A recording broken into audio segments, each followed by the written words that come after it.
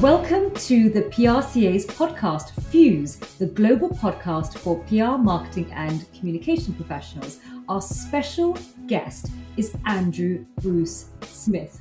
Welcome, Andrew. Great to be here. Thanks for having me. Now, I'm going to share with our listeners a little bit about Andrew. Now, Andrew has pretty much become synonymous with AI in PR. When you think AI in PR, you think Andrew. And what on earth are we doing as podcasters if we are not discussing AI for our industry and if we don't have Andrew on the hot seat? Now, a little bit about him. How did he become the sort of expert? So number one, he's an expert in artificial intelligence and his applications in digital PR, social media, SEO, and analytics. He's had a foundational education in philosophy and mathematical logic from the University of Edinburgh. He developed a keen interest in AI early in his career. Andrew further honed his skills in AI programming languages in the late 1980s, a time when AI was still nascent. Pioneering the adoption of AI content tools such as Wordsmith in the early 2010s, Andrew has consistently stayed at the forefront of technological innovation.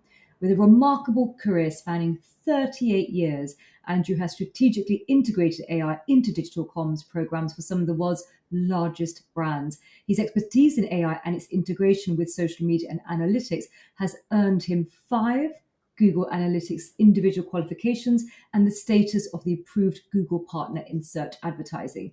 He shared his experience with over 3,000 organizations. I want to say that again, 3,000 organizations over the last 15 years, including NATO and Disney, as well as Land Rover, Jaguar Land Rover, Sky, Specsavers, NHS, DEFRA, extraordinary. Now, Andrew, you're such a brain, and I really want to know what on earth goes on in your working day. Talk me through a typical working day. Gosh, it's quite embarrassing hearing that read back to me. Typical working day. I don't want to descend into cliche and say, well, no 2 days are the same. I guess really over the last 18 months, actually, there has been a kind of pretty standard pattern in the sense that probably at least 2 to 3 days of my week is now usually spent training PR practitioners in AI, or at least the applications of AI in communications. I developed training workshops for both the PRCA and the CIPR, and those increasingly are, well, they're very popular. No let-up in demand there. So quite often, a lot of my week is taken up on a Zoom call or a Teams call, helping PR practitioners from literally every sector of all levels and seniorities, trying to kind of help them to understand the kind of practical applications of it. The rest of my time is either spent working with PR firms or in-house teams to actually, implement AI. That's absolutely kind of fascinating. And the rest of my waking life, whether it's the working week or the weekends, in fact, are my perhaps foolhardy attempts to try and keep up with AI developments, as well as try and keep pushing the boundaries of testing and trying out AI tools and technologies to kind of keep pushing forward, where those applications occur. And I guess if it's possible to squeeze anything else into a working week, as happened this week and happens next week, are speaking events. I'm increasingly being asked to speak at events. In fact, I was at a joint CIPR PRCA event yesterday, the Midlands conference. So I gave the AI keynote presentation there. I'll be giving two presentations next week, one focused on the higher education sector, another more kind of generally. So if that's it's not a particularly good summarization, I should get AI to help me to summarize it. But that's kind of how my life at the moment is kind of filled. It's all AI related in some shape or form, whether it's training, consulting, or taking part in events. Andrew, that is a full-on mission. And what I wanted to understand a bit about you personally is, what do you feel is your work mission? There's a lot of activity, obviously a lot of focus on AI. You're in a specific sector. What do you ultimately feel is your mission in terms of your career? Gosh, my my career. I mean, the one of the things that I take great enjoyment from, particularly in recent times, is sharing that knowledge with others and allowing others to benefit from it. I ran a workshop a couple of weeks ago, and then a fortnight later reconnected with those attendees. That the plan being, you've had a fortnight. Tell me how you've got on. What have you achieved? And just every single person from that workshop, it was a delight to hear how they'd literally be able to kind of gain immediate kind of benefit from that. So in terms of I mean, mission's a grandiose word for me to use, but if I have any kind of sense of what I'm trying to achieve, it is to try and hopefully kind of raise the bar for the industry and the sector. I'm always kind of annoyed, stroke depressed when I can see people failing to kind of gain benefits that are accessible to them, to help raise the bar in terms of people's own careers and development and so forth. So yeah, I guess that's kind of one aspect of it. And I'm not getting any younger, and I'm being completely kind of selfish about it. AI is absolutely one way of remaining, in my humble opinion, sort of relevant to the industry in the modern world.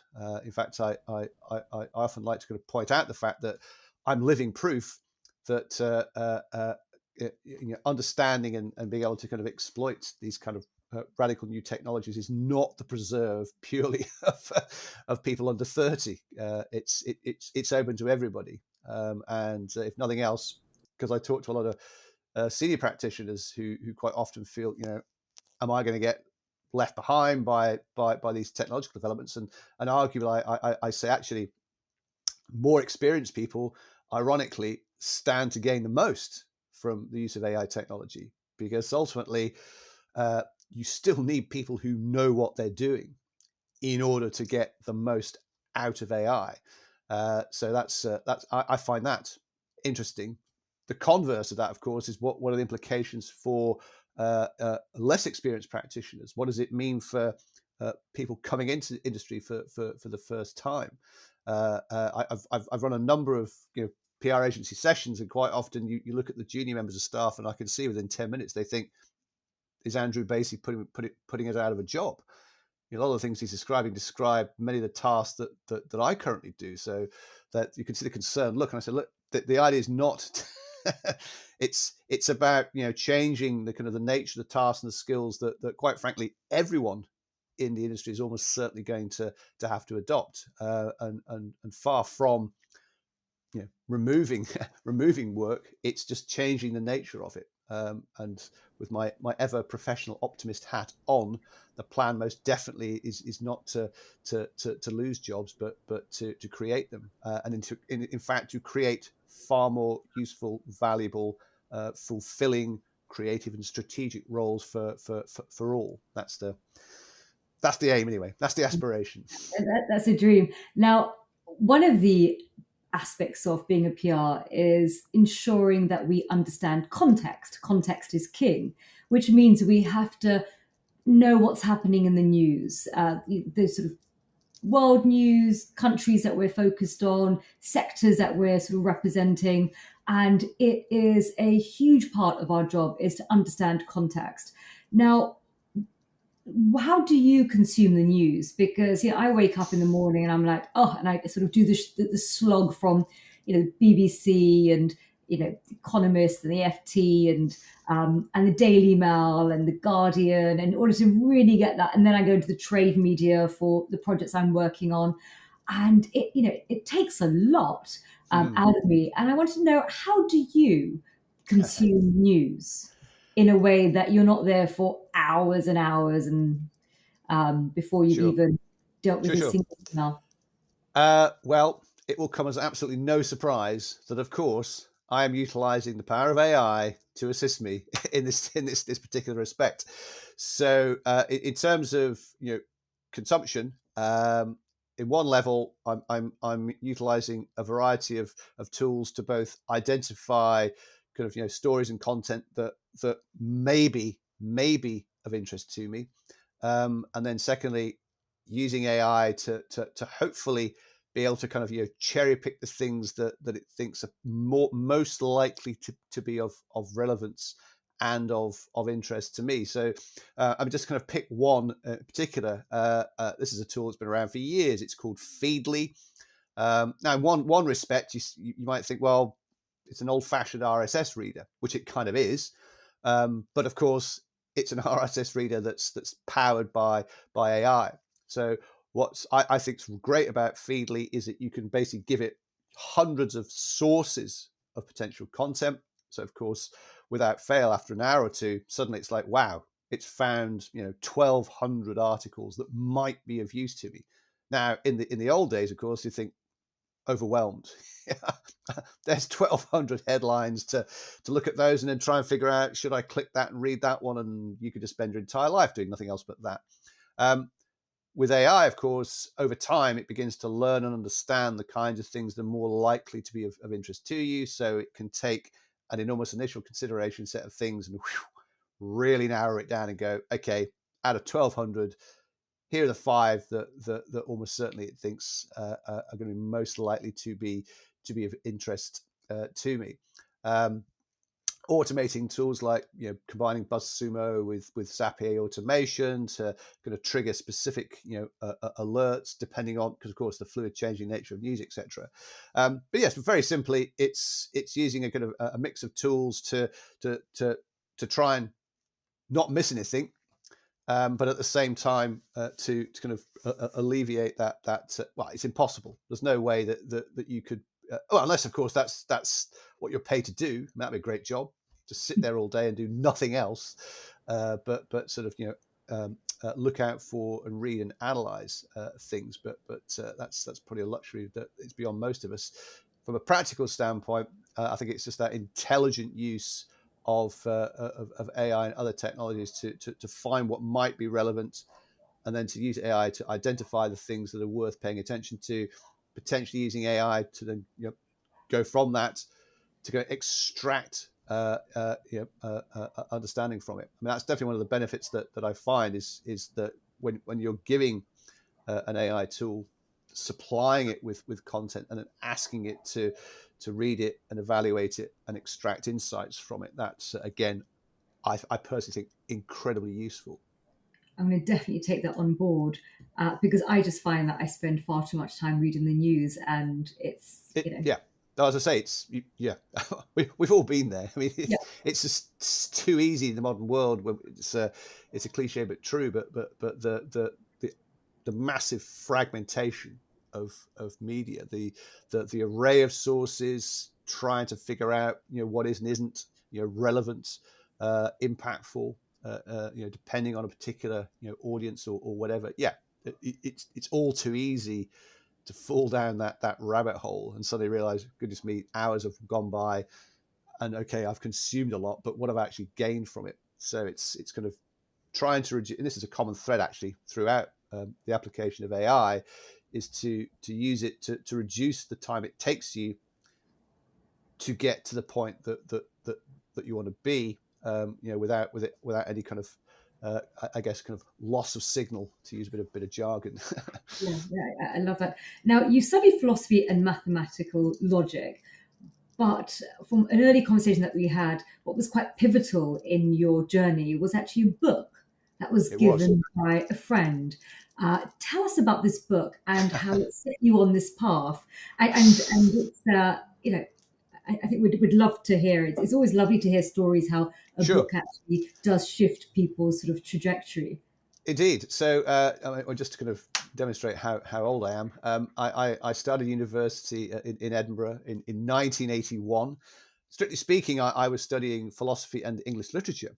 But as I progressed, the mathematical logic element of the philosophy kind of came through. But yes, I'll never forget it. That first term, I had another friend who was also studying in Edinburgh, but he was doing computer science, and the book that he gave me, and I have to pronounce this correctly, it's called Gödel, Escher, Bach. That refers to the music of J.S. Bach, the artwork of M.C. Escher, and Gödel is Kurt Gödel, the famous mathematician. In fact, well, Kurt Gödel is worth mentioning. I'm sure many people will have watched the film Oppenheimer, and there's a scene where Oppenheimer's going to try and find Albert Einstein to talk to, and he finds him walking in the woods with a colleague. That's Kurt Gödel. See, Einstein thought Gödel was a bigger genius than he was. You know, Einstein was like, I am not worthy in the eyes of Kurt Gödel. I mean, allegedly Einstein went to Princeton so he could be close to Gödel to talk to him, to get out of him. Anyway, to cut a long story short, this book was written in 1979 by somebody called Douglas Hofstadter. It's still regarded by many as the Bible of artificial intelligence. I still think it's a remarkable book. I mean, it won the Pulitzer Prize. It was described as the greatest sort of mental gymnasium you'll ever encounter, and it's drawing upon all these different disparate themes of music, of mathematical logic, psychology, philosophy, to try and arrive at, well, what is artificial intelligence? What does that actually mean? Will we ever create it? And if we do, how are we going to do it, and how are we going to get there? So my friend said, look, this is a pretty crazy, wild book, but I kind of sense the sort of thing you might like. And he was entirely correct. I mean, it totally, woof, my mind was literally blown at the time. I mean, we're doing a podcast, but you can't see it. But there it is. There is my absolutely beaten to a pulp copy of it that I've been, I've reread it about 30 times over the years. The pages are falling out now, but it never ceases to reward me with rereading it. So that sparked that interest in and the whole idea and concept of AI. And in fact, if life had gone slightly differently, when I finished my degree in 1985, Edinburgh University had already created the world's first ever AI department. It was going to be it was a multidisciplinary department bringing in philosophy and psychology and linguistics and computer science. Unfortunately, I couldn't get a grant to fund my studies. So I got a job instead as a journalist and came to London, and, there we are. But I preserved that interest in AI over the years. And when I moved to working in technology PR in the late 80s, I thought I'd hit pay dirt, because I was working with a software client who had an AI software tool. I thought, this is it. I'm going to be able to build AI in like 1989. Of course I didn't, because I wasn't very good at programming in those days. And let's be honest, AI back then, it didn't work. There's the conceptually, it's very exciting, but the practical applications of it, sadly, the tech at that point really wasn't up to the task. I remember at the time, massive interest and hype around the concept of things called expert systems, training computers to kind of mirror human experts and so on and so forth. And it didn't really live up to the hype.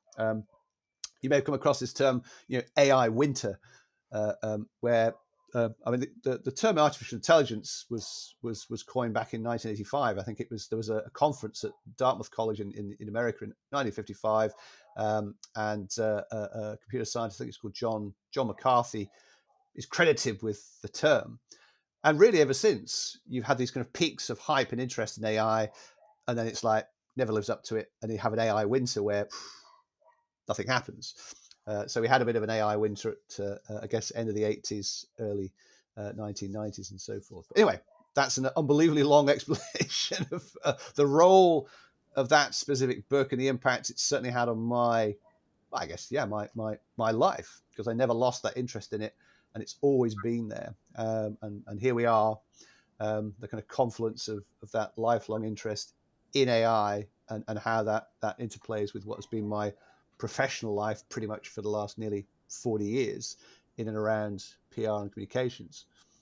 It's incredible how, you're the man of the moment in our industry, but actually, you've spent decades in preparation for the confluence of factors that have led to AI then being on everyone's agenda in Mm. terms of digital comms and beyond. Now, you mentioned your first job in journalism. Now, you interviewed Robert Maxwell, and what I wanted to know, what on earth was that interview like? And also, what made you decide to leave your job in journalism and enter into the world of PR? Okay, so well, I mean, my my in fact my only job really in journalism. As I say, I graduated in '85. Didn't go down the AI route then. So I thought, well, I that my fallback was I'd love to be a journalist. Great, nice to want to be one, but you have to get to that first rung on the ladder. I spent that summer applying for jobs as one did, got nowhere. It was a last ditch. I got the Media Guardian on the Monday, late September. Saw this. Actually, no, it was late August of that year, '85. Saw this little advert saying wanted editorial assistant with a trade magazine called the Retail Newsagent, Tobacconist and Confectioner. So I thought I'd fire off one last application letter for that editorial assistant role. And it was almost a throwaway line in that application letter where I pointed out, I was talking about, oh, look, I'm at Edinburgh University and I've worked on the Edinburgh University student newspaper. I thought all my kind of student journalism work would be most impressive. But the throwaway line was the reference to the fact that, oh, and by the way, my father is a newsagent. Because he was. I sent the letter off, not very hopeful, invited for an interview. Wow. So I get on the train down to Edinburgh and I've got my pile of clippings of my student journalism work, thinking they're going to ask me all these questions about journalism. And they say, oh, forget that. So your father's a newsagent. Excellent. Yeah, that's exactly what we're looking for. Journalism, we can teach you that. Yeah, we've got, 60, 70 applicants, or I think it was over 100 applicants for this job from all over the place. But you're the only person who might actually know something already about the world of retail newsagents. So they quizzed me on that. And they said, do you know what a wholesaler is? I says, well, yes, because my father used to take me there. So I know how it works. I know the difference between retailing and wholesaling. And I knew all these terminologies because I actually used to read the Retail Newsagent. It sounds very geeky and sad. Quite selfishly, I used to read it as a child because that would reveal new comics that were going to be published. And of course, my father, of course, got them all. So I had a ready access to all the latest comics. I knew about them first. In fact, I guess this was sort of nascent entrepreneurialism, is that in the early 1970s, when you would see bands like the Osmonds and David Cassidy, so they published these kind of magazines, and I had the bright idea of maybe I could sell these to the girls basically who were the Osmond fans. And so I had a little business going where I would charge a kind of a delivery fee, you see, for ensuring they got their copy of the Osmonds. But I got found out and told that was not what you weren't allowed to do those kinds of things back then. But anyways, that's how I ended up working for the retail newsagent. And in mid 1980s, it was the first time that the kind of the retail side of the newspaper industry kind of became interesting. If you remember, mid 80s, Rupert Murdoch was transferring from rail to road, the Wapping disputes, all of that. We saw the launch of new newspapers like the Today newspaper. And I've got a story about that as well. But Robert Maxwell, yes, Robert Maxwell launched the London Daily News. And of course, it's kind of interesting that any of those, well, in fact, I interviewed Andrea Switham-Smith when they launched the Independent, Robert Maxwell, London Daily News, Eddie Shah with the Today newspaper. They were all very keen to talk to the retail newsagent, of course, because the news agents are going to sell the product. You have to have them on board. So it was quite entertaining for me as a rookie journalist, going to news conferences and rubbing shoulders with the likes of Ray Snoddy and all these kind of top flight Fleet Street journalists. So I got to see firsthand how they worked, how they operated. But yes, I had to do those interviews, and you asked what was it like. I've probably never had a more intimidating experience in my life. I mean, he was a physically intimidating presence, and I only encountered this a few times. It's when the person you're interviewing, and again, you have to remember this is the 1980s. It's pre no mobile phones, no laptops, etc. You're having to rely upon your own written notes, or my rather rather poor attempt at shorthand. And Robert Max had this is obviously a technique he used all the time, where you'd ask a question, he'd answer it, and you're scribbling your notes. And he's answered a few questions, and he says, "Right, repeat back to me what I've said." And then he would, that was his way of saying, "I'm going to make sure, don't you dare misquote me." Anyway, it wasn't a very long interview because there was a whole queue of people. I think it lasted approximately about 5 minutes in total. But I asked the questions that were required, and I got out of there and mopped my brow. But yes, when I look back at it, what an amazing time. Well, it was quite nice when, for example, somebody like Ray Snoddy, who was the media editor at the FT for probably decades, he would ring me when he needed to check something about the kind of retail wholesale aspect of the Wapping dispute, etc. I'm thinking, I've got Ray Snoddy asking me for this stuff. I mean, clearly he's not going to put that in an article saying, "Oh, by the way," but yeah, it's kind of nice for a young rookie journalist to have such an experienced Fleet Street veteran ostensibly ring you up to check on a few things. So that was kind of nice. Absolutely. And then when you moved into PR, I was just reading your bio, and you were working with brands like Kodak and Carlsberg, and then you went into sort of high tech like Xerox, and you also had quite a historical moment, sort of experience of email. Yes. Yes, I'm sure many people are now bored rigid of my little anecdote about this, but if you look again, the tech PR firm that I joined, there's one particular client, it's a company called Borland International, and at that time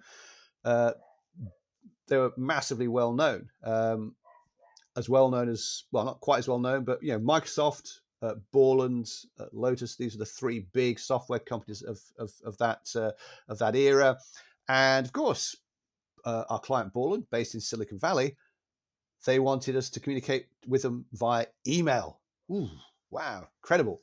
Now I have to remember, email in the late 1980s. We're all working off these kind of what now seem unbelievably archaic, IBM PCs with green screens, graphical user interfaces. I think not. So there was only one machine that had access to email, and it's a thing called MCI Mail. And I look back at it and think, how on earth did we ever work with this? But it allowed us to electronically communicate with the client, who would send us kind of text through the system, and we'd all gather around the email machine to kind of await, oh look, an email's come in, let's read it. So that was my first taste of email per se, and then I joined what was, I think I'm right in saying it was probably Britain's first kind of online system. It was called the CompuLink Information Exchange, and I signed up for that. And I realised that there are 3 or 4 journalists using this system, and they had a little group, little closed group that you had to be invited to join, you see. And so I speculatively sort of applied to join this little online group, and they let me in. And that's it. And it had an email system with it as well, so you could actually email individuals. And I had this kind of light bulb moment of press release. Why not copy and paste a press release, put it in an email, and send it to these journalists, and just to see what happens? So I started doing that. And one of those journalists was somebody called Jack Schofield, who at the time was the computer editor of the Guardian. In fact, again, he was computer editor of the Guardian for decades, and he sadly passed on now. But so Jack, I mean, none of those releases resulted in any coverage, but Jack Schofield was inspired to write an article about this is the future of PR and media, the electronic dissemination of information. And he name checked me and another now old friend of mine called Frank Amani. And Frank, at the time, he was also in this little online system, and he at the time was the UK PR manager for Apple. And Jack wrote this, quite frankly, glowing piece about how Frank and I were these pioneers and distributing information like this, etc. I mean, of course, with hindsight, he looked back and said, "Oh dear, it ushered in, an age of PR spam." But we won't go there on that one.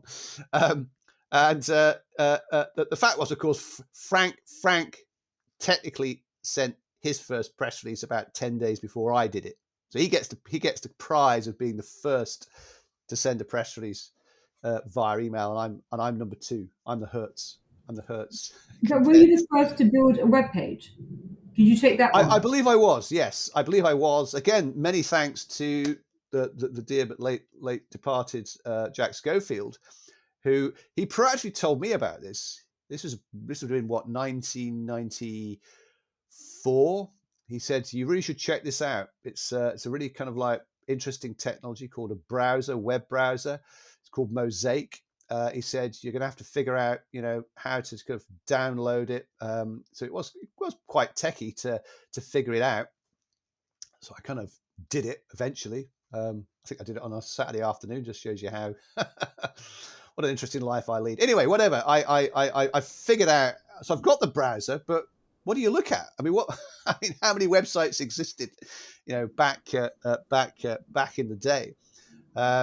Well, actually, yeah, Yahoo would have existed. I mean, in its very early incarnate. I mean, I think it was like one page, but there it was. It's like, okay, wow. But Jack says this is the future. I think he might be right. There's something in this web thing, isn't there?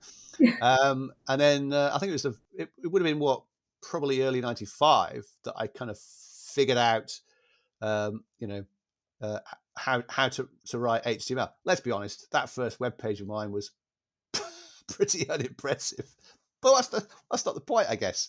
It was a couple of lines of the most basic HTML. It loaded.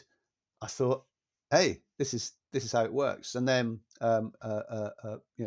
we all know what happened after that. So yes. So you left the safety of employment, having sort of worked in journalism and then working in public relations, and then you set up Object Marketing and also your current consulting firm. I just wanted to, sort of ask you a little bit about what you feel are the pros and cons in terms of, employment rather having your own gig, as well as giving advice to those listeners who are perhaps thinking about doing something similar. Yes. Well, I'm not sure I should be considered a kind of a role model at all. These questions always come up. Why did you decide to kind of take the plunge and do it yourself? Yeah, I'm sure this is the reason why many people think, because you think you can do it better, or you think ultimately it's only by having your own business that you're more likely to kind of like retain more of the reward from what you do, and so on and so forth. So I'd love to say it was some marvelously kind of lofty. No, it's much more kind of mundane and venal that I thought. And again, you have to bear in mind this was this was at the kind of the peak of the dot-com boom in the 2000s. If I'm honest about it, you look around that sort of late 1990s period, and you would see the PR firms that were kind of being acquired and earnouts. It was all seemed terribly exciting, and you thought, well, the only way to have that kind of success is obviously going to do it yourself. So launched Object Marketing, and of course, just before the dot-com boom falls off a cliff. Timing is everything. Timing is everything. So yes, the kind of the I guess, and we will. Let's be honest.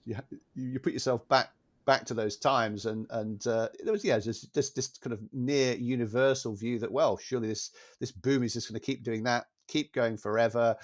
To be fair, I mean, there were some dissenting voices out there, as there always are, and they turned out to be right. It was kind of like unbelievably unsustainable, but you kind of figure, well, it can keep going for a bit longer, and I'll ride on the coattails of it. But of course, as we well know, we had that sort of dramatic drop in the dot-com era.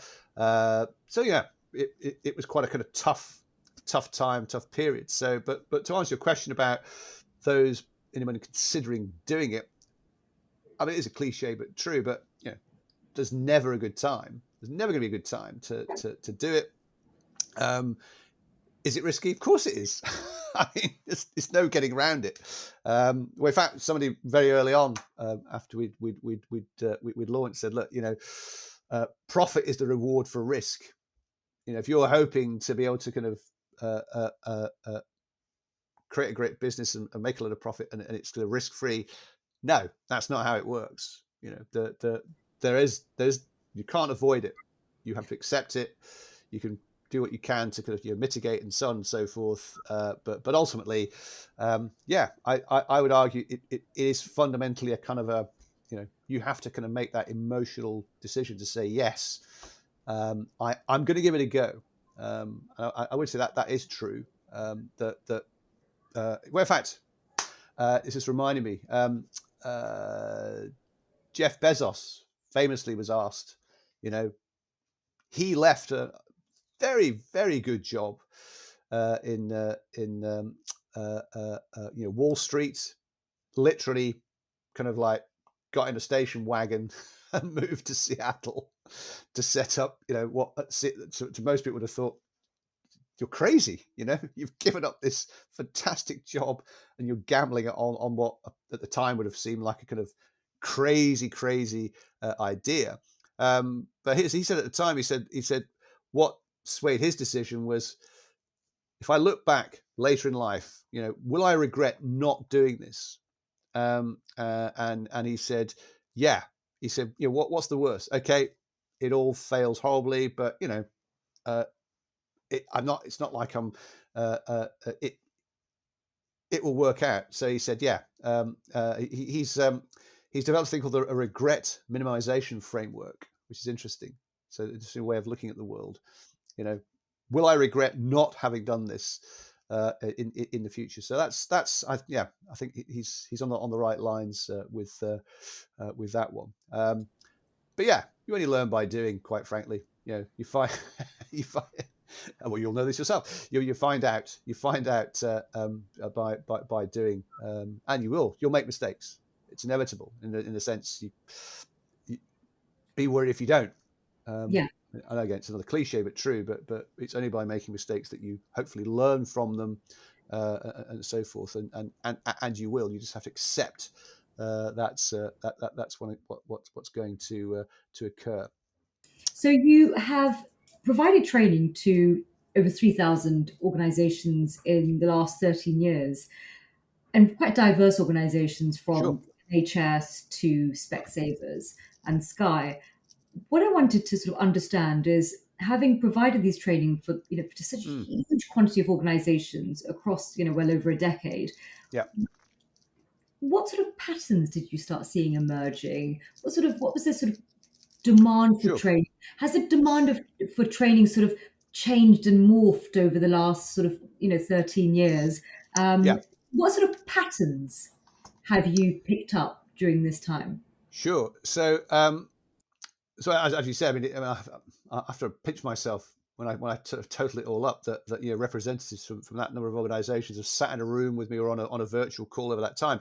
It literally does span pretty much every sector, organisation, and so forth, and both obviously in-house PR, comms, and marketing teams, and obviously agency side, all types, shapes, and sizes. If the question is, what are some of the kind of just fundamental underlying patterns that you see, or the kind of the change in I guess the type and kind of training that people have asked for over time? To be clear, my focus all along has been around digital. In fact, how I ended up becoming, I guess, a trainer, somebody said, "Oh, have you done it before?" And I said, "Well, no." And they said, "Well, do you want to try it?" I said, "Okay, what have I got to lose? I'll put together a training workshop and see how it goes." And it seemed to go down. It seemed to be very well received, and from that, demand kind of picked up. So in the kind of early, I guess from 2009. 2010, 2011, it was mix of PR firms, in-house teams, giving them a social media training. In fact, I remember that this was probably about 2010. Kind of, and I'm not betraying any kind of confidences here, but I did a social media session with the Department of Environment, the in-house comms team at DEFRA. And again, you have to remind yourself, this was shortly after there had been sort of huge cuts to comms team personnel. I think the DEFRA team had been dramatically reduced in terms of personnel numbers. And I went there to do social media training, and the first thing they told me, they said, "We have to tell you straight away, we're not allowed to access any social media site from our work computers." I'm like, okay, why am I here? And they said, well, I said, how on earth can you possibly do the communications role if you cannot access social media? And they said, well, we use our own devices. Okay. So that was a really instructive one. And again, but what you saw there was that in a very rapid space of time, when with a new head of the departments, new minister comes in, radical shift in attitude. The previous, as I understand it, the previous incumbent didn't particularly think social media is relevant, etc. New person comes in at the very top, says this is crazy. This is a department that on any given day needs to think about probably 2,500 different stakeholder groups. Not including social is clearly crazy. And it was instructive to me about how, and quite, I guess, inspiring in the sense that an ostensibly massive organization that you might think, well, this is going to take a long time to kind of turn them around on this, turn on a sixpence, went from we have to use our own devices to access social to winning awards for it within the space of barely 18 months. So a combination of, I think, from the top kind of like mandate, but also having within the comms team some really good people switched on, and able to kind of really go from kind of nowhere to world class adoption of social. But I guess to address the point about the change in demand and trends over time, so I would say that my training looked at social media, my lifelong interest in sort of data and analytics. So early on, small demand for it, but increasingly things like people, PR, comms people asking for training around Google Analytics, measurement, evaluation, and particularly around evaluating digital media, social, Google Analytics, online media, etc., and so forth.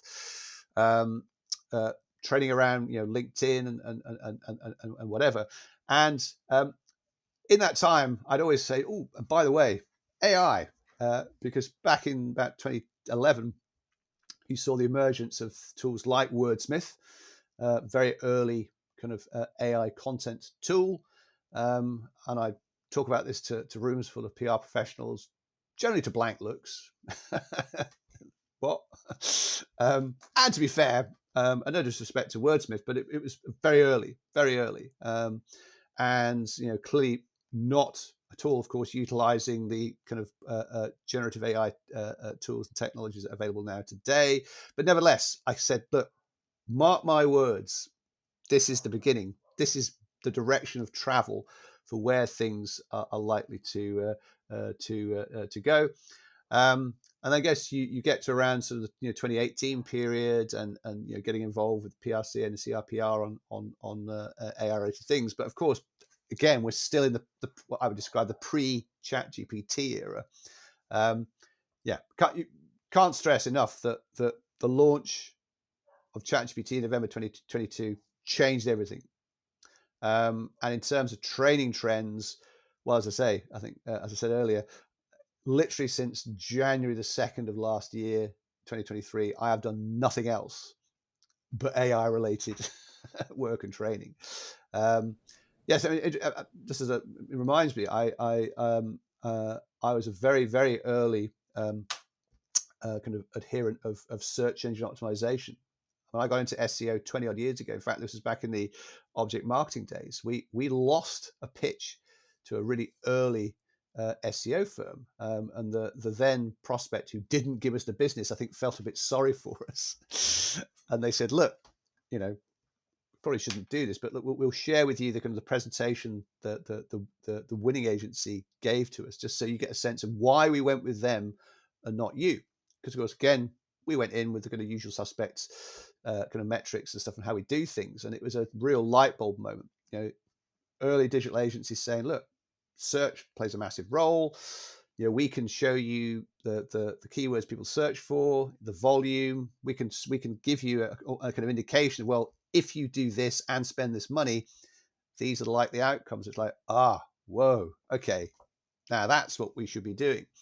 So that's when I really kind of got into kind of SEO, and kind of interesting back in those days, because back then the early SEO firms, they were great. They quite happily tell you what they did, and we could have share techniques and whatever else. There was quite a nice little sort of nascent sort of camaraderie and community. But I kind of figured even then, I said, look, content is a massive part of this. This is something that the PR industry should be really getting into this. But I was just kind of lone voice, saying SEO.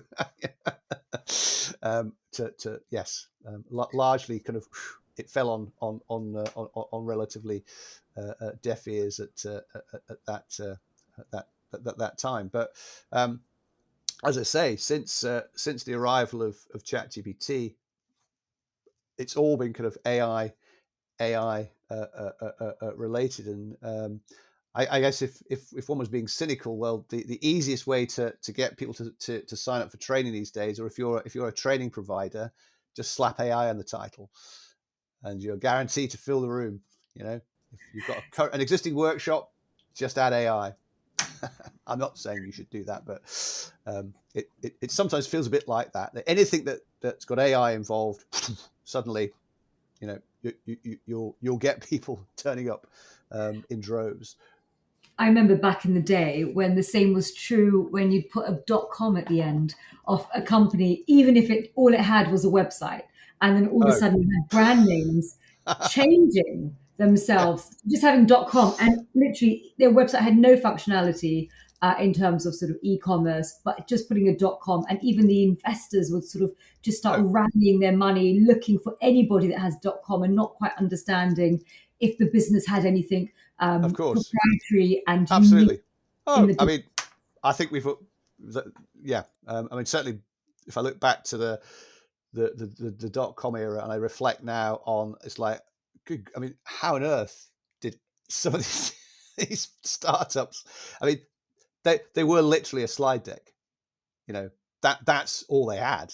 They had a PowerPoint presentation and raising, in some cases, tens of millions on the back of a slide deck. I mean, it's extraordinary. It's extraordinary, isn't it? Well, yes, it is. And also, when you've been around, for as long as we've had, you start seeing cycles, and you see gold rush and human frailty, and and the fact is that there's always people with money, and there's always people who have a good chance of getting that money off them by jumping onto a bandwagon. Indeed. And out of fear, people often have a sense of FOMO, being left behind. And one Absolutely. of the things I wanted to ask you about your consulting is obviously AI to, let's just say, PR agencies, because they're the bulk of our Sure. audience. When they think about AI, they have to first of all think, oh, do I've got the headspace to get my head around this when already I've got to Yeah. sort of do my day-to-day work, Correct. because you really need the headspace. It's not just about carving out an hour. You kind of need to No. have that space to think about something new. And when you're sort of just doing the grind of agency work, sometimes it's really hard to carve that time out. So one is a headspace. The second thing is also concerns around data and confidentiality. Sure. Budget. Is there a budget allocation that you could put towards understanding AI, the Yep. training, the tools? You get some people who think, well, actually, this is free, let's just use it, but not quite understanding what's who's the product then, and what the ramifications are when you take the free AI tools. A lot of a lot of concerns are around Yes. confidentiality, data assurance, and also concerns around people using ChatGPT when asked for doing a blog without actually using it as a research tool or editing, and then they Yep. sort of concern about shortcuts and the result in terms of quality. So let's talk a little bit about Sure. what concerns your sort of clients have and how you address them. Okay. Wow. What a what a topic. How long have we got? I mean, I've talked to, so many agency leaders over the last year or so. I usually start by saying, look, AI, quite frankly, affects every aspect of the business. I mean, yes, there's the fairly obvious starting point about AI and its application to the work that you're doing for clients, but rest assured, it will impact HR, recruitment, your staff, what skills will now need to be kind of developed to help people at all levels to get the most out of it. But in terms of concerns, I mean, you've mentioned that the ones that always come up. Where do we start? It's all unbelievably overwhelming. The technology keeps evolving at such a crazy pace. Naturally, people want to have some kind of certainty or at least the ability to say, look, can you advise us on which tool or platform or approach to kind of commit to? And I've been saying it for a little while. I'm saying, look, I wouldn't commit 100% to any of it, because that would be quite risky, because there's no one single tool or platform that can do everything better than anybody else. The tools and platforms keep leapfrogging each other in terms of kind of functionality. In terms of cost, well, this is quite an interesting one, because I think people's starting point is, well, as you said, what can we do for free? Well, yes, there are tools you can access for free, but the rule of thumb is, if you're not paying any money, you're paying for its use through something else, and that's the data and the inputs that you're putting in there. People are using things like Microsoft Copilot. And to be clear, we're talking here about the free Microsoft Copilot website, copilot.microsoft.com, which certainly until very recently was the cheapest way to access GPT-4, because they said, hey, we'll give you access to GPT-4 for free. You won't have to pay $20 a month to OpenAI. We'll give you GPT-4 for free. So, oh, that's nice. But then if you look at the T's and C's, you go, oh, but everything that I input into that prompt box or documents I upload, Microsoft says, yeah, we reserve the right to do whatever we want. Whatever we want. What? Yeah, that's what you're paying with.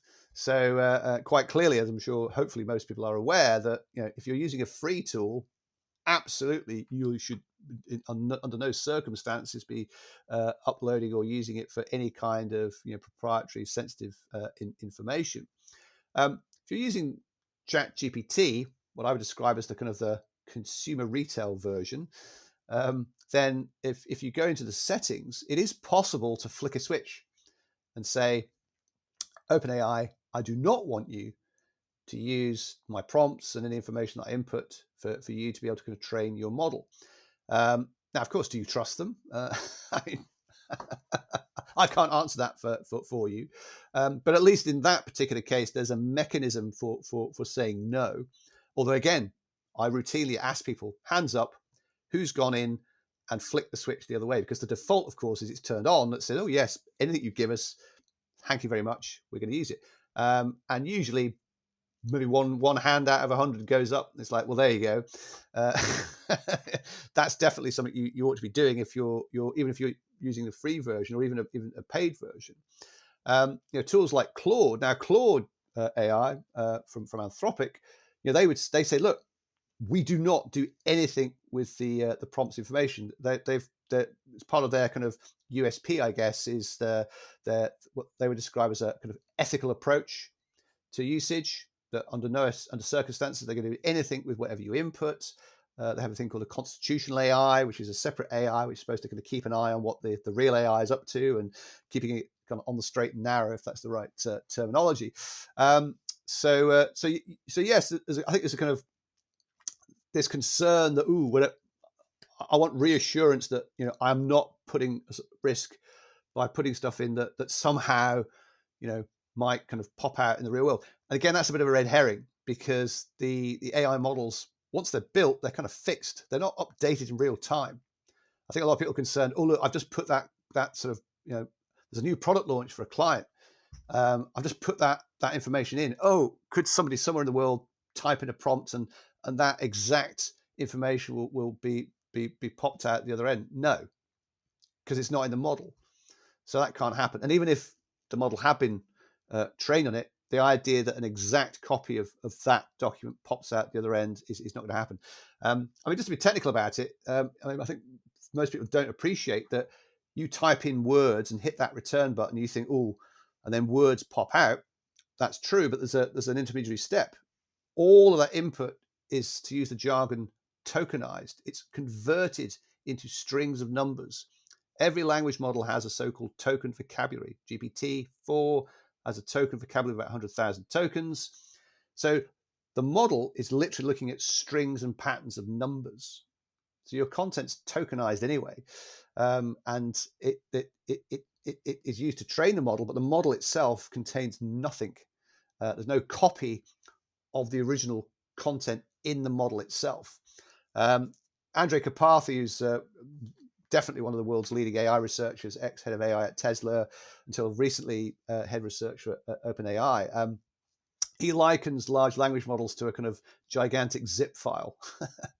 It kind of compresses all this incredible information that's given to it. But he said, unlike a normal zip file, I shrink my 100 megabyte kind of pitch presentation down, and I send it to you for review, and then you unzip it, and there's no loss of data, no loss of information. There's a perfect, it's compressed and uncompressed. But with a large language model, he describes it as lossy compression. So it is a very it's a representation of what it's been given. It's he calls it an essence or a gestalt of what it was trained on, and essentially a large language model consists of two files. It consists of the 500 lines of so-called transformer code. It's a tiny bit of software, and then what are known as the weights and parameters. You talk about language models having billions or potentially trillions of parameters. These are just the I for my sins I play in a covers band, and I liken the weights and parameters to being the equivalent of having this gigantic mixing desk, but it's got billions of knobs, and it's the tweaking of these knobs that adjust the network, which determines what will it give you back when you put something in, and those little sort of adjustments to your gigantic billion trillion knobbed mixing desk determines what we get back. And it's fascinating. You talk to the AI companies themselves, and they all admit, they say, when you look at it in the whole cold light of day, this shouldn't work. The fact that you get these responses, results back from it, you think on one level, this is kind of crazy, because you are just literally just manipulating the neurons and the patterns in a and a vast array of typically NVIDIA GPUs, and these tokens go in and tokens come back out, and they get converted back into the words and letters that we then read, and we just go, ooh. So I think as human beings, we tend to project onto the system. We think, wow, it's quite intelligent. You know, it's really responding in a quite authentic way. It's a machine. I mean, it's actually quite a dumb machine in some respects, and it's us imposing our own kind of anthropomorphic impressions upon what we get back. So I'm always keen to remind PR professionals that, look, at heart, you know, it's very clever, but it is not a human being. Although ironically, it's quite helpful to imagine you are dealing with a very smart and clever intern who happens to be quite forgetful, because of course every time you start a new prompt session, it completely forgets what you've been doing previously, which I know strikes people as like, seriously, you know, they've spent billions building these things. It's like, what? Why can't they add up? You know, why can't they do basic arithmetic? You know, my calculator costs like $1. It could do arithmetic, but large language models can often struggle because, well, 2 + 2 = 4. What it's actually doing is it's not actually making the calculation. It's looking at all the content that's been supplied, and it's like, well, yes, it's seen the pattern 2 + 2 = 4 countless times. If you give it even a vaguely, you know, what's 158 times 7,922, if that particular string has not appeared in the training content, it doesn't know anything about it. So it knows that I've seen similar types of patterns, so I give you back what looks like a probable response, but it's a guess. So that's just an example of why we should always be slightly wary of the stuff we get back from it. In the jargon, these are probabilistic systems, not deterministic. Putting the same prompt in the same model twice, you'll never get back exactly the same output. So we discussed, of course, the threats to PRs and agencies in terms of, the data and so forth, and confidentiality, and even being sued by clients if you breach their data confidentiality contracts. Sure. And unwittingly you're putting client information onto sort of ChatGPT, the free version, for instance. So there's real hard legal issues around it. Sure. And also there's ethical issues as well in terms of, for instance, if you have sort of image generated AI, the sort of the bias that's there as well. And also sort of, do you always ensure that you make that you're very clear to all your stakeholders, be it the audience of the piece of content or your client, at what points you're using AI and which image is AI generated, which copy is AI. So it really is this whole sort of landscape of understanding ethics, legal risk, but also culture, the fear of AI. So a lot of interns and juniors do worry because earlier when we talk about the opportunities of AI is to do more. So typically the agency model is more clients come in, you hire more people. But then if more clients come in and you can do more using AI tools, then will that not have an impact on hiring graduates? So I think there's a whole bunch of kind of factors involved there. I mean, in fact, I should make clear, of course, that from a technical standpoint on data confidentiality, then accessing AI models through an API route, and that's a bit technical, but long story short, API access does offer far more assurance on data governance and security and confidentiality. The point about the impact on jobs and roles, and certainly for agencies. I mean, I think one thing that in a sense, I'm surprised we haven't seen more of this, but time-based billing. Well, this affects any profession where historically you charge by the hour, by how long does it take us to do something. I'm surprised that more clients haven't already begun to ask, well, hang on, why does it take you 4 hours to do this? Surely if you're using AI, it should take 5 minutes. I'll pay you for 5 minutes work, but I'm not paying for 4 hours. Now, the industry has talked for a very long time about moving away from time-based billing to value-based billing, which is easy to say, harder to do. But I think that's part of the whole jigsaw puzzle. Fundamentally, why will PR firms continue to exist? What work will clients still want and demand and value and pay appropriately for the value that is being delivered? So again, with junior members of staff, they might think, well, that's taking half of my job. Well, that's technically true, but the decision now from senior management is, well, do we view that as an opportunity to basically reduce the number of people we need to basically do exactly what we're doing now, or are we more forward-thinking, strategic, and say, well, actually, this provides an opportunity to redeploy that time to do something else that AI and machines can't do, but it still very much requires the human being? Does it allow us to start to develop, brand new, services that we just even think of, or just weren't even conceivable prior to the adoption of AI, and our ability to basically convey the value? I mean, the analogy I like to use is the American painter Whistler, who painted Whistler's mother. That's his famous picture.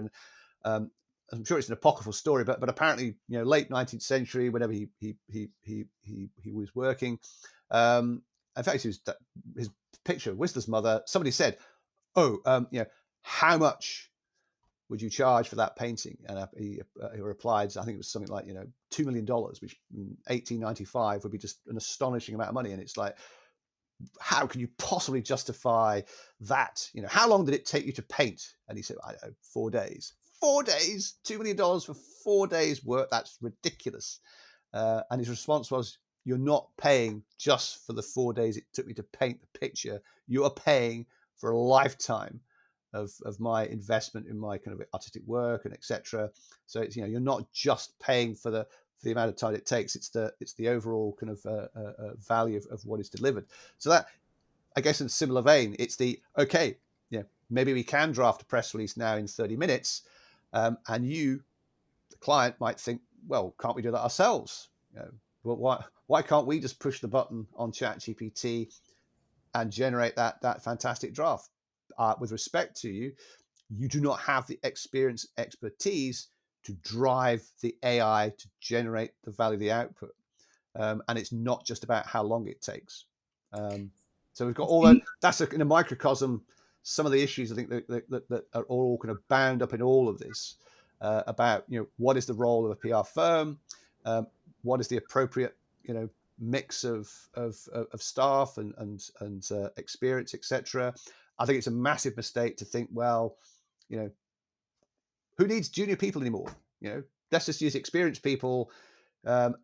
Great, go that route. I'd give it a few years and suddenly be like, oh, hang on, we do need more people. We haven't got any. So there's that. I think for people coming into the industry now, well, in fact, I quite often provide guest lectures to various students on PR degree courses and courses that have a kind of PR element. And certainly last year when I've done those, I always ask the students in the room, because they're about to often graduate, and they always want to know what should I be doing to try and land that job. And I asked them, I said, well, how many of you in the room are using any kind of AI tool? Of course, every hand goes up. And then I turn to the course leader and say, do you use it? Usually staring at their feet, embarrassed shuffle. Well, occasionally, yes. But I said, well, there you go. I said, you're already demonstrating why you're well placed to land that job. Absolutely put that on your CV. Describe how you've been using AI, what you've been using it for. I would suggest that you're guaranteed to have people pay attention to that, and your own sort of creative exploration of use cases. That's the sort of thing that I think people would find quite receptive. So I think there's a challenge for the industry overall going forward is not to drop the ball on continuing to train and educate people on, core basic PR skills, because they're still vitally required in order to then be able to utilize AI to the greatest extent. The assumption that you can just delegate all responsibility to AI, I think, would be a massive mistake. I think that's really interesting. We talked a lot about the negative aspects of AI, and of course, there are huge opportunities. And I think humans have this incredible ability to adapt, and Yeah. whatever we may no longer be getting paid for to do, we will probably end up adapting. It may actually be quite good for the industry where we move from Yeah. tactical to more strategic. Oh, Also, it could accelerate the value pricing as opposed to the sort of bean counter approach with time machines, which I think all PRs absolutely hate. yeah. And so it could actually be, instead of this sort of sword hanging over our industry, where we read these articles that PRs are at the forefront of the industries that are going to be massively negatively impacted, it could actually release us into this strategic realm, which is what we've been pining for so long. And so I think it could be quite good actually for our industry. Well, this is it. As I constantly remind people, I mean, nothing is set in stone. There is no kind of like, that's it. The path is set. It's inevitable that this is how things are going to pan out. There is still, opportunity to an agency, to use to use the word in that sense of the word, to affect the outcomes that we're looking for. I mean, just to give you a completely mundane example, I'm sure you've used it, and I use them religiously. AI meeting assistants that faithfully transcribe and summarize meetings. I think back, when I first started out, I said, "Oh, I'm the junior. I've got to write the contact report." Snore, what a tedious task. It's vital. It's important. It's got to be done. But you're the junior, so you're the one that usually got the short straw to do it. But you just think of all those hours you spent doing that, and you think, oh, if only I could have been spending that time doing more useful, interesting, strategic, creative things. Wouldn't life be great? Well, now we can, and already you can see there are lots of firms out there and in-house teams going, this is great. Look at the hours that we are now getting back to focus on more interesting and useful stuff. Another example that I like to share is that an agency gets in a new business proposal, or request for a proposal. So I think in time-honored fashion, what do you do? Well, depending on when you're supposed to respond, let's say it's in a week's time, you're almost certainly going to start out with some initial research, understand more about the prospects, who they compete with, the marketplace. So there's a lot of kind of initial information gathering, and that takes a bit of time. And then once you've done that, well, then presumably human beings attempt to kind of read all of that, assimilate it, align it with the brief, and so on and so forth. But if you've got a week to respond, that it could be 3 or 4 days have gone by, and suddenly, oh no, it's the night before the pitch presentation. Now we're having the brainstorm and coming up with some great ideas. And you think, if only we'd had this meeting on Monday, wouldn't life be great? Well, now imagine taking all of that initial information gathering and saying, hey, we can give this to an AI model and ask it to not just read this stuff, but to take on the role of somebody who is really good at coming up with winning pitches, and to come back with an outline suggestion of how you would align that with the brief. Ask pertinent questions about what's missing from the brief. All of that stuff, and you get a response back in seconds. I'm not saying you would copy and paste that and job done, but it's that whole, again, this idea of getting you to where you would have got to previously, but much more quickly. Now you've got 3 days or 4 days to have 10 creative brainstorms, or again, bring more of your human expertise and creativity and strategic insight to the party than you otherwise would have had. And I can tell you for a fact that there are agencies already who've been taking that kind of approach. And I asked them, just let me know how you get on. And they're saying, yeah, there's no question that kind of technique is proving to be invaluable. And when I consider the advance in the technology, so Google Gemini, so Google Gemini 1.5 Pro is now, to use a bit of jargon, has a 2 million token context window. That's the equivalent of being able to give it 1.75 million words of content. I mean, you could literally give it every Harry Potter novel, ask it to write a new one, and it would be able to, I mean, I'm not saying really good, but all of that done within the context window. And the nuance there is that the model is truly taking aboard everything you've given it, everything. Would you say that the two sort of, if people want to sort of play around with these tools, would you advocate for them to play around with OpenAI and Gemini? So well, first of all, yes, I absolutely encourage people not just to kind of like look at one alone. Probably one of the best ways to have access to a whole raft of different models and inexpensively, it's called poe.com, poe.com. Ironically, the company behind Poe is Quora, and the CEO of Quora, Adam D'Angelo, sits on the board of OpenAI. Allegedly, he was one of the directors that attempted to get Sam Altman off the board, but he's still there.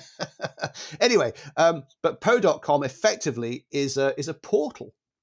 It gives you access to all the main models of GPT and Claude and Gemini, as well as all the open source models, Llama, Mistral. So for free, you can try them all out.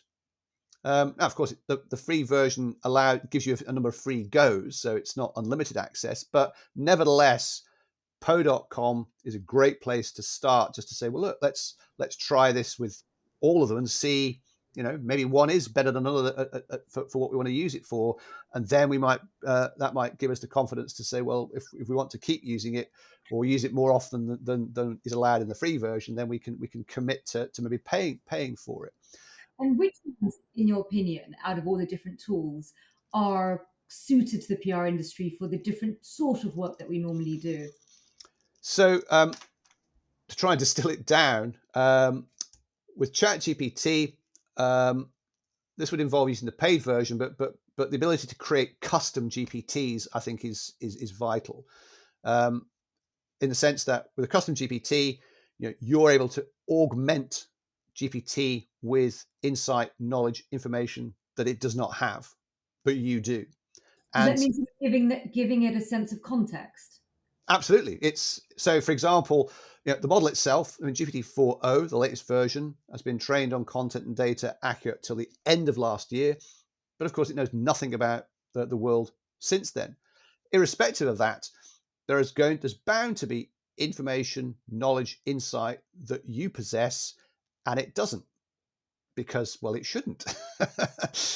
But that ability to say, for a particular task or purpose, well, let's take a mundane example. Let's say I'd love to have a press release writing assistant for on a client by client basis. So with a custom GPT, you could say, well, I can now give GPT information, more specific information about the client.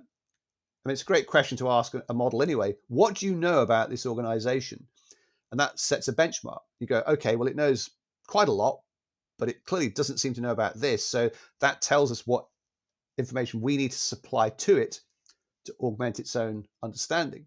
So with the custom GPT, the ability to kind of build these kind of customized versions, which you can either use just for yourself, or you can share that with other members of your team.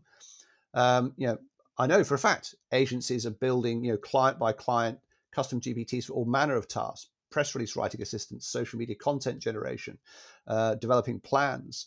And the trick there, of course, is to try and think, well, what extra information can I supply to help the model, because it won't have it, and we do, and to give it explicit, specific instructions to develop what we want.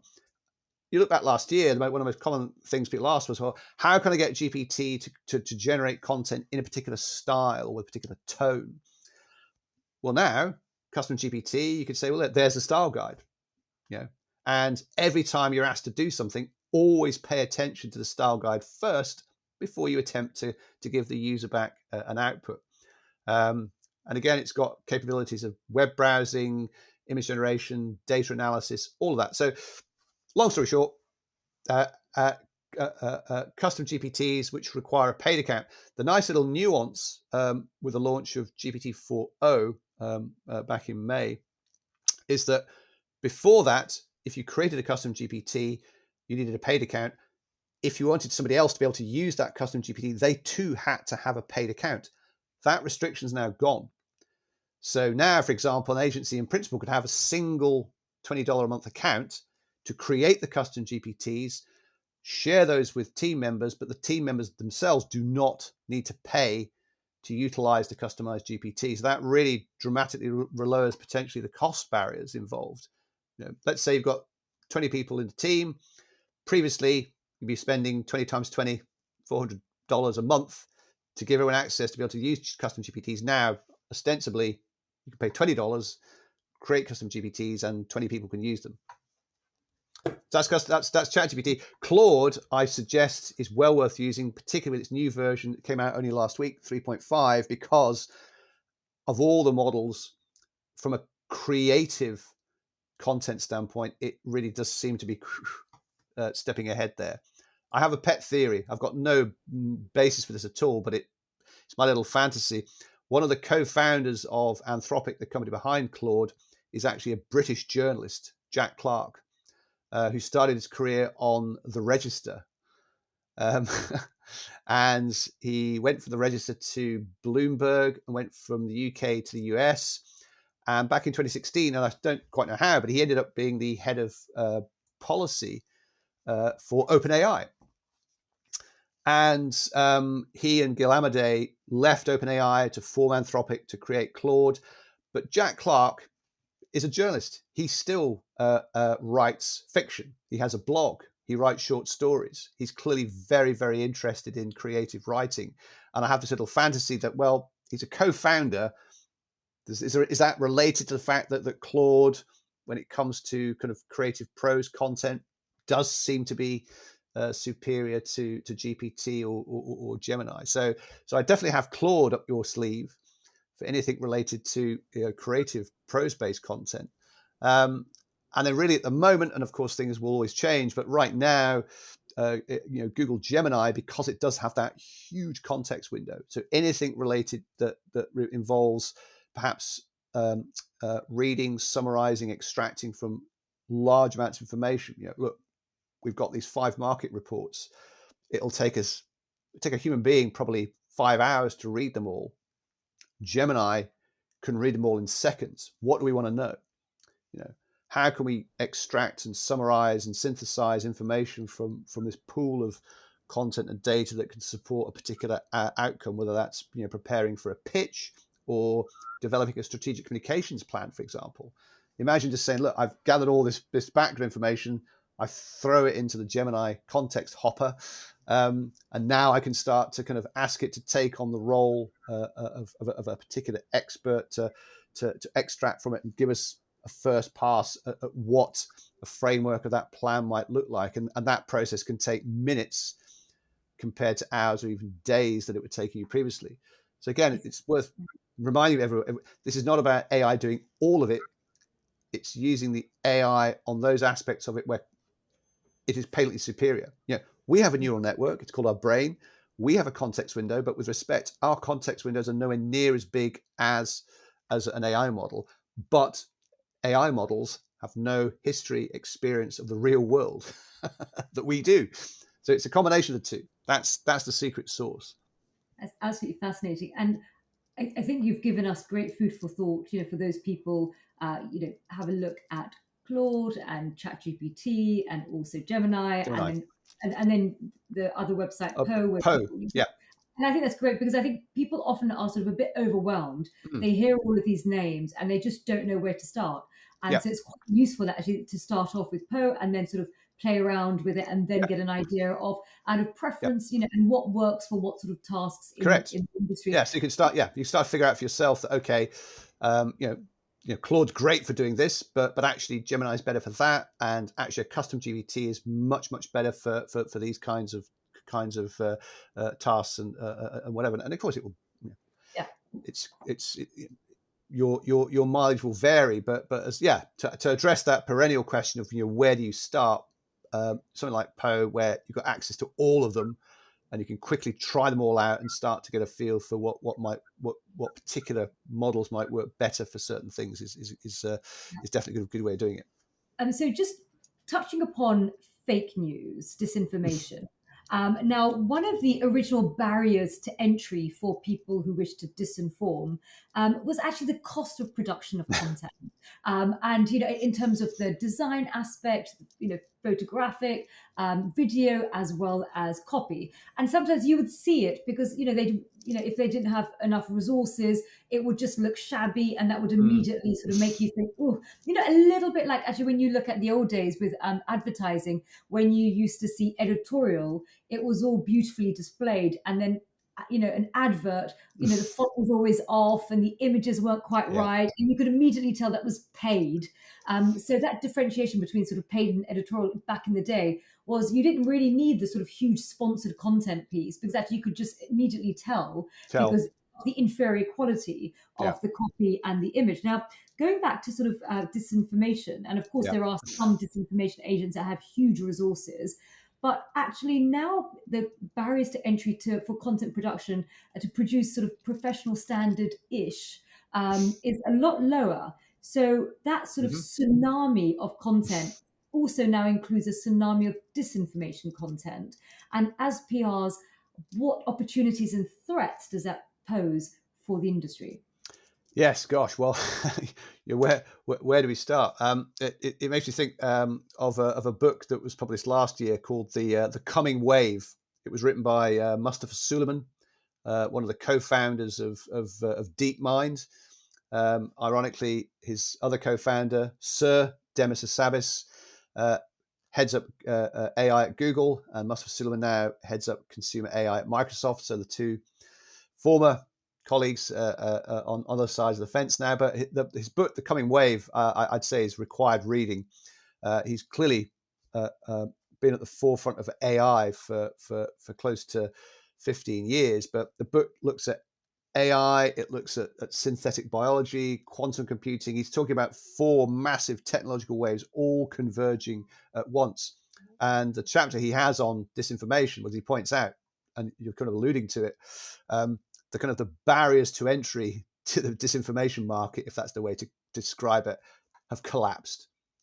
Yeah, basically any motivated bad actor today can cause havoc because there's access to incredibly powerful tools at either no cost or little cost. There was a video produced, I think it was last year or maybe earlier this year, and somebody said, this is what I was able to achieve. They said, look, this is a proof of concept just to show you scarily what can be done. But I think it cost $200 to basically create effectively a disinformation machine. $200 to buy the necessary tools to be able to kind of generate literally tens of thousands of pieces of fake information content, automate its distribution through social media and so forth, fake images, fake news stories, fake audio. I mean, 11 Labs. I mean, I on the one hand, I find it an incredibly fascinating bit of kit. I mean, 11 Labs, the voice cloning tech. Give it a minute of your voice or anybody's voice, and then that clone voice can be made to say anything in 65 different languages. So actually, from a positive standpoint, think about if you wanted to create more audio content, great. But obviously, self-evidently, the ability for motivated bad actors to I think every politician on the planet's probably had their voice cloned, and it sounds like they've said something and they never did. I think it was again last year. I think it was 11 Labs was used, and it was in the Sudan, and cloned a politician's voice, saying things that he never said. It went viral, and it caused a riot, and people died. We had the infamous Biden robocall voice. Somebody created a voice clone of President Biden, and then sort of robocalled tens of thousands of people, and this was people would pick the phone up, and it sounded like Joe Biden telling them not to vote. I mean, and there are bound to be many more examples that have slipped under the radar. So to the point about what do we do as PR professionals in terms of dealing with that situation? Well, the impact of the kind of the content shock. I mean, it's the ability to create just unbelievable volumes of content makes the job of getting cut through with legitimate content, even harder. I mean, it's an interesting sidebar. There's been a whole debate over the last 18 months about Google and Google search, because originally people said, well, surely Google will penalize purely AI created content in Google search results. And then Google said, no, we don't care. What? Well, they said, from a search perspective, we don't care about the method of creation. If purely AI generated content appears to satisfy the end user, who are we to argue?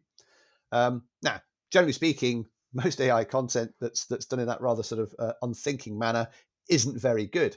So in that sense, it's penalized because it's not very good, not because AI has been used to create it. But nevertheless, social media, that ability to create masses of volume of content quickly and inexpensively continues to kind of swamp the information environment. So yes, it is making it tougher. Although, I guess ironically, smart use of AI can help you to try and generate that content that will generally cut through to real human beings. On the disinformation side, I mean, I'm not going to sugar the pill. It's tough. Although arguably, from that aspect of PR and comms, reputation management and advising on how best to deal with these kinds of threats, well, I guess you could say that's a revenue opportunity. But it's tough when how do you detect fake content? Sometimes it's fairly obvious, but increasingly it's going to become more and more difficult. The AI companies themselves obviously working on various kinds of watermarking techniques and technologies, and of course I wish them all the best in that, but I think that's going to be a tough nut to crack, really tough. And at the moment, those watermarking technologies are nowhere near kind of 100% accurate. We've got a long way to go on that front. And I guess on the video side, I'm sure you and most of us saw OpenAI's Sora, which was announced in February. They still haven't released it, obviously, publicly, and it's no surprise why. I mean, when you start providing that kind of incredible capability of generating professional, high-quality, hyper-realistic video content from a prompt, wow, no wonder in an election year they don't want that out in the wild. Yeah, but of of course, going on this year, it's actually incredibly dangerous. Let's hope when we have the next election cycle, we will have some mitigation tools. There was I think a story a few weeks ago with regard to the UK election that obviously here and everywhere else fears about the effect of disinformation, misinformation, fake news, etc. And I forget now who conducted the analysis, but suggesting actually the UK election so far hasn't seen too much in that respect. In fact, the biggest problem has been the politicians themselves and the claims that they make and the accuracy of those claims, as opposed to people creating mis and disinformation themselves. So we've just got a few minutes left, Andrew, and if it's okay, I just wanted to squeeze a couple of questions, but super quick. One thing is obviously what we've been discussing could impact the industry in terms of there being more scope of work for PR people in order to sort of proactively manage the risk of disinformation and misinformation through horizon scanning. And I wanted you to do a bit of horizon scanning for us, looking into a crystal ball. Could you let us know? Obviously, we have had this huge sort of, large language model, sort of drop down, and all of a sudden it sort of like had this seismic ripples across the industry. What other emergent technology do you see that is coming our way? Well, I guess if I had a truly accurate crystal ball, I wouldn't be here. I'd be off. exploiting it to the hilt. No, I'm joking. I mean, it's a cliche. Even the heads of the AI companies will cheerfully tell you that they've no idea how this is all going to pan out. But I think what we can say with some degree of confidence, it seems highly unlikely that the pace of technological development is going to slow down in the near term. We see it literally every day. Further advances. I think it's safe to say that before the year is out, we will see really, really massively upgraded updates to various models. In the case of GPT-5. Now, they're being quite cagey about exactly what we'll see in that, but Sam Altman has been on record as saying, if you think GPT-4 is amazing, you'll think it's quaint compared to GPT-5. There's a lot of talk about GPT-5 potentially having reasoning capabilities, the ability to create so-called AI agents, as in you can basically just tell the AI, this is what I want. Now you go off and figure it out yourself. Just go and do it. Just go and do it, and don't come back until you've completed on the task. Yeah. We've already seen some kind of prototypes of how that kind of might work out there in the real world, etc. But I fully expect that's going to turn up at some point in the next kind of six to 8 months, and again, it's not hard to realize what an effect that might then have on from a PR and comms perspective, how that might impact what we do and how we do it, and what role we have, and what we let the AI get on with. Fantastic. Could we jump into the quick fire questions now? Do it. Okay, so number one, who is the communicator you admire the most, past or present? Oh, my goodness. Past or present. Can I have two? Yeah, and you could back yourself and choose yourself if you wish. Oh, no, seriously. No. Well, I what can I say? Very, very, very dear friend of mine who I've known for close to 30 plus years, Stephen Waddington.